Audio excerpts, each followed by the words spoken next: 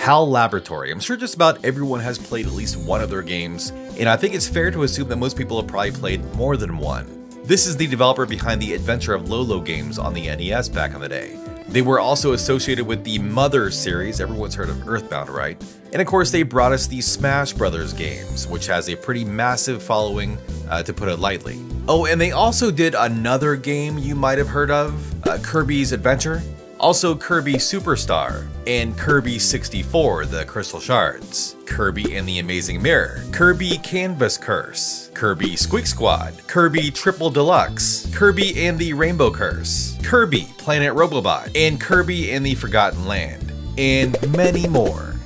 Although HAL might have had a few other games that found varying degrees of success, Kirby's debut permanently altered the forward trajectory of the company's output. Today, Kirby is so prolific that some people might not even realize that this series began on the Game Boy, but only after several years of HAL throwing a bunch of stuff at the wall to see what would stick.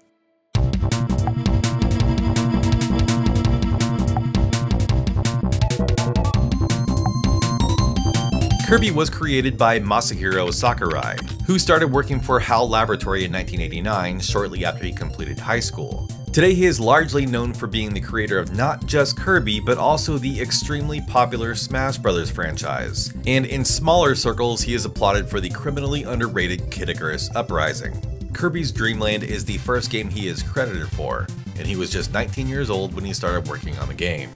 Anyone who was old enough to be cognizant of video games in the early 90s will likely remember how heavily marketed Kirby's Dream Land was when it released in 1992. I think most kids who were of television watching age at the time remember the game's commercial. And it also got a pretty big push from Nintendo Power, who devoted 8 pages to the game in their August 1992 issue. Hilariously, in all this early coverage and even on the game's box art, Kirby was white instead of pink. Of course, this oversight can be easily explained by the fact that Kirby technically did appear to be white in the game since there was no color on the Game Boy screen, so in his first appearance we had no way of knowing what color he was imagined to be by his original creators, other than the fact that he was clearly pink on the Japanese box art. That was a pretty big clue. But remember, this was 1992, and the age of radical, edgy video game characters with attitude was in full swing, inspired of course by Sonic the Hedgehog. In order to make the game appealing to Western audiences, Kirby had to be portrayed as being tough and cool, and not pink. And by the way, this trend of rebranding Kirby outside of Japan would continue long after this game's release. Even as recently as 2011's Return to Dreamland, the box art for many of Kirby's games were changed to show angry-eyed Kirby when they were localized for North America. Now getting back to the game, Kirby's Dream Land is a strikingly good-looking game. I'd actually go so far as to say that this is one of the best looking games on the Game Boy as a whole, with a lush and vibrant art style that packs every screen with an enormous amount of detail without being overwhelming. The character sprites pop with bold outlines and sharp contrast, so there's never an issue with them getting lost in the stage backgrounds. Compare this to a game like Donkey Kong Land, which was so dense with detail that it was unreasonably difficult to play, especially on the original Game Boy, where the notorious motion blur turned the game into a nonsensical mash of pixels. Kirby's Dream Land is a masterclass of video game presentation, packed with seemingly insignificant details in moments that serve only to breathe life and personality into a game that was, and let's be honest here, pretty light on gameplay. Each of the 4 main stages open with a brief animation of Kirby establishing the theme of each world, and even within each level there are a number of interstitial cutscenes as Kirby moves from one area to the next. The game is full of life and energy, from Kirby's jaunty animations as he bounces and tumbles through the stages, to the unique movements of all the enemy characters. A driving force behind the game's energy is its music, a lively and infectious score with several tracks that have become series mainstays. Even the characters in the game often seem to be dancing along to the game's soundtrack, and in fact, Kirby himself celebrates with a unique victory dance every time he takes down one of the stage bosses. A lot of effort was put into establishing the world of the game, but the actual gameplay was specifically designed to be much more simplistic, and this is where Kirby's Dream Land falters a bit. Kirby's gameplay hook is that he can inhale enemies and other objects, and either swallow them or spit them out as projectiles. He can also take a big gulp of air to float like a balloon, and the puff of air as he exhales is powerful enough to damage most enemies. And this is as complicated as the game gets, as Kirby doesn't yet have the ability to absorb his enemies' powers by eating them. Kirby's Dream Land offers very little resistance to anyone above a moderate skill level, which I found very disappointing when I first played this game in 1992. It was a rare occurrence to get a new video game when I was a kid. Any game I didn't receive as either a birthday or Christmas gift was purchased with my own money. And even a $30 to $40 purchase like a Game Boy game was often the result of months of saving. A game that I could finish 30 minutes after popping it in for the first time was a squandered purchase, no matter how impressive it was to look at or how fun it was to listen to. You can play through Kirby's Dream Land at a much higher difficulty by entering a specific button combination at the title screen. The changes made for this extra game are significant. Enemies move much faster and much more aggressively, and many enemy sprites are changed completely. But the harder difficulty emphasizes how floaty and clumsy Kirby's physics are. The peculiar controls are perfectly tolerable at the default difficulty, but they are extremely frustrating at a higher level. Now, to be clear, I didn't necessarily dislike Kirby's Dream Land when I originally played it, but this experience pretty much scuttled any interest I had in future Kirby games, and nearly 20 years would pass before I picked up another one. HAL developed 4 games on the Game Boy before Kirby's Dream Land released, 2 of which I've already talked about in previous videos. Before I get too much farther, I'd like to briefly mention one more of their games, if only because I don't know how or when I'd ever have another reason to talk about it. Shanghai.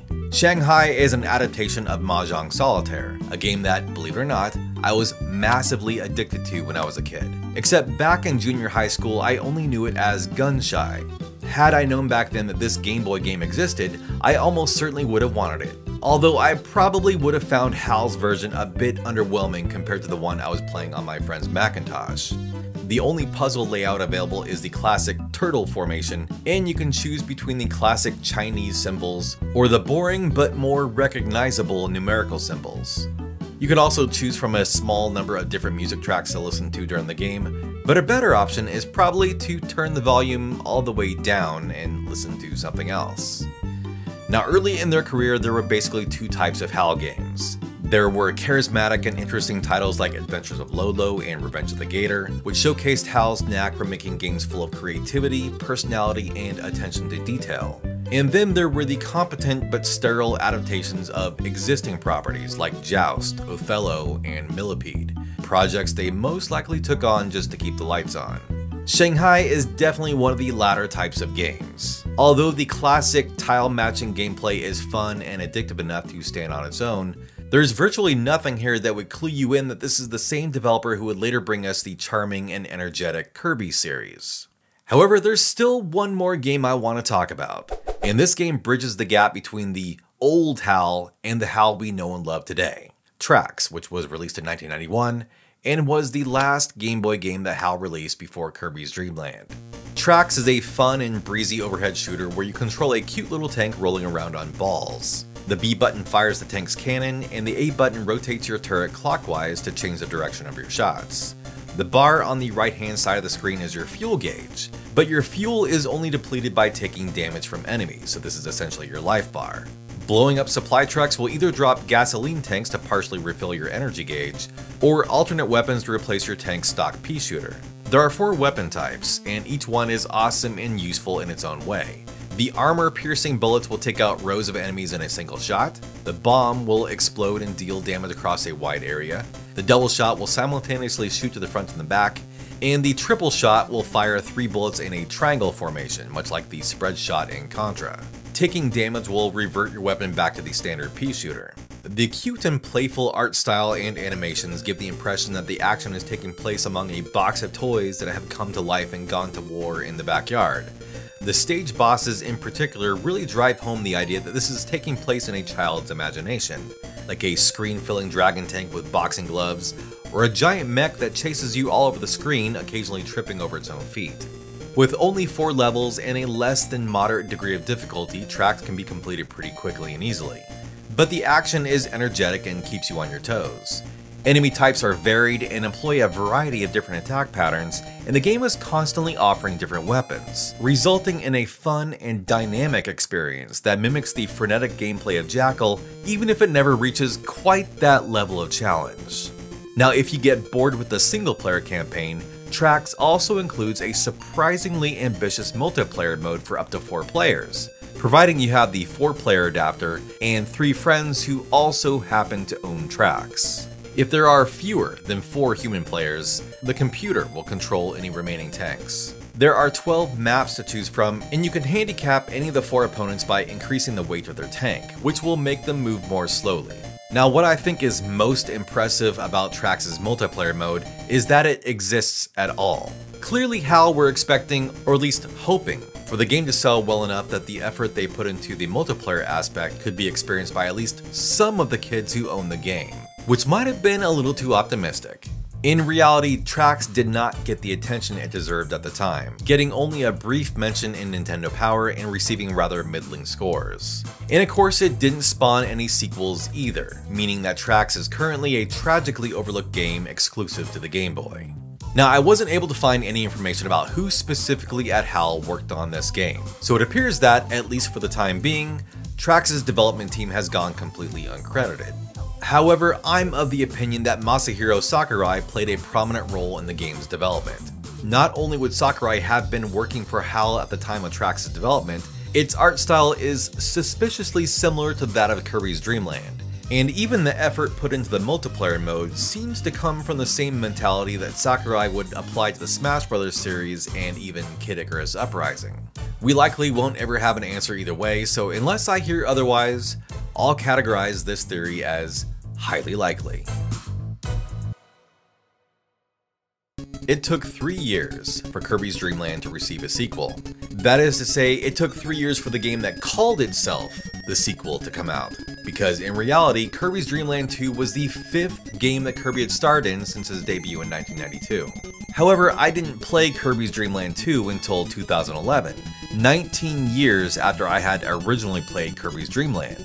By this time, Kirby had headlined no less than 20 games, and largely due to my experience with Kirby's Dream Land, I had not played any of them. I'm not even exactly sure what compelled me to give the Kirby series a second chance in the first place, but most likely I had become aware of Kirby's popularity, and I'd probably been told that the games had gotten much more interesting. And it's not like I hated Kirby, I still liked him as a character, but playing his games was simply not something I was interested in doing. So I guess it's appropriate that the second Kirby game I ever played was the numerical sequel to the first Kirby game I played. And I almost immediately found that a lot had changed since the last time Kirby and I had hung out together.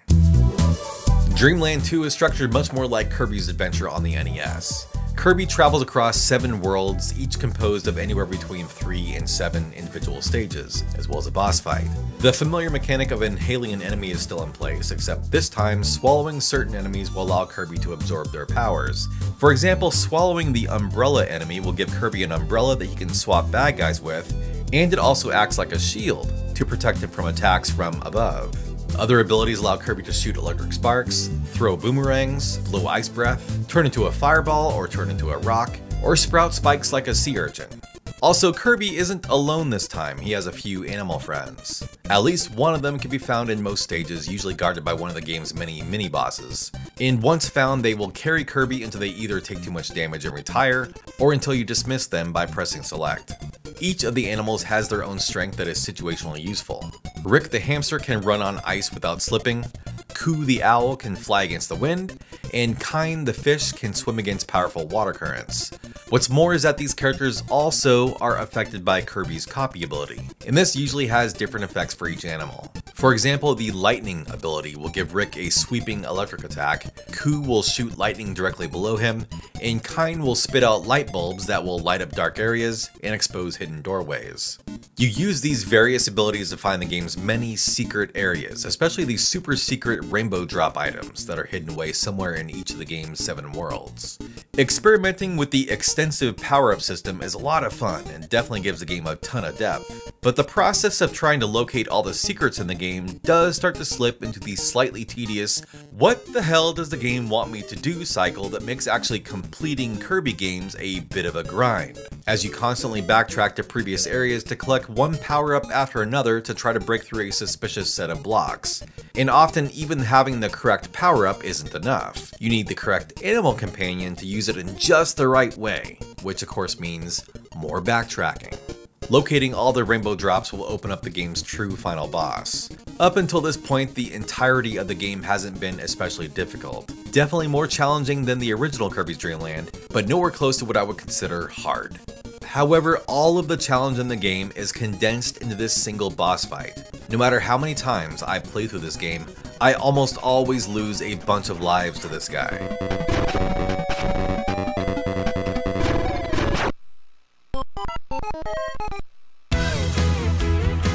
Kirby's Dream Land 2 is not necessarily one of my favorite games on the Game Boy, but I'd absolutely say it's one of the best sequels on the system. Even if most of its best ideas were taken from Kirby's Adventure, the gulf of quality between the first game and the second was greater than probably any other sequel in the Game Boy library. Taking a cute but trivial concept with the first game and fleshing it out into a deep and rewarding experience that I honestly think eclipsed Mario's own Game Boy sequel. Yes, I think this is a much better designed game than Super Mario Land 2 was. And more importantly, it achieved what the original Kirby's Dream Land failed to do.